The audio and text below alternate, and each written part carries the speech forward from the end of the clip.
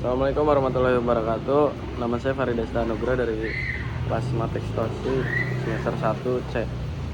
Di sini saya akan membacakan kontribusi Islam dalam pentas ilmu pengetahuan yang disusun oleh Faridesta Anugrah. Saya dengan NIM 0252 41441 994 dan dosen pengampunya yaitu Dr. Junaidi SAG M Aum Mkom. Bab 1 yaitu pendahuluan. Latar belakang.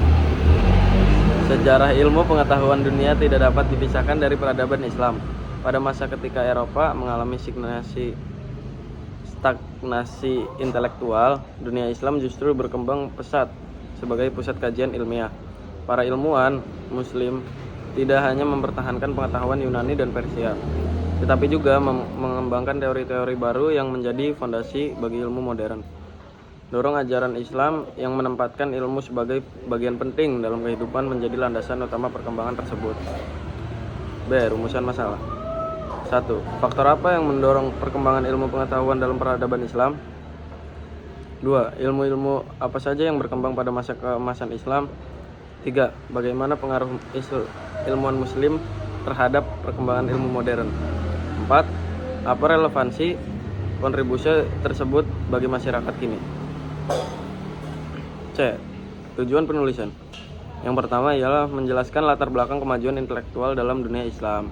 Yang kedua, menguraikan kontribusi ilmuwan Muslim dalam berbagai disiplin ilmu.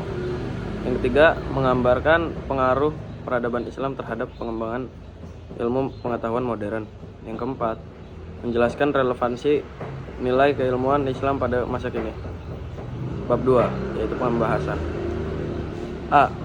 Faktor pendorong kemajuan ilmu dalam peradaban Islam. Kemajuan intelektual dalam peradaban Islam tidak terlepas dari beberapa faktor penting.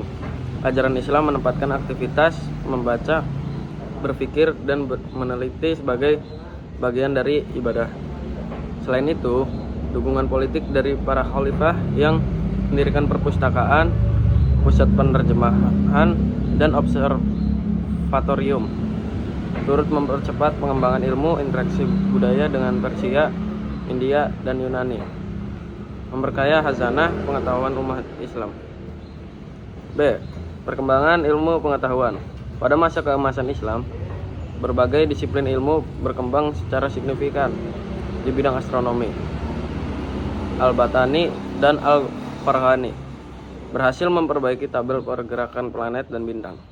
Dalam kedokteran, Ibnu Sina menyusun karya monumental Al-Qanun fi Al-Tibb yang menjadi rujukan kedokteran selama berabad-abad. Al-Khawarizmi memperkenalkan konsep aljabar dan sistem angka desimal yang digunakan hingga saat ini.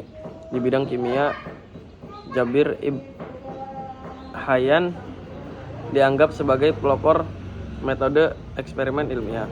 Filsafat dan ilmu sosial yang berkembang melalui pemikiran Al-Farabi, Ibnu Rushd, Al-Ghazali, dan Ibnu Khaldun.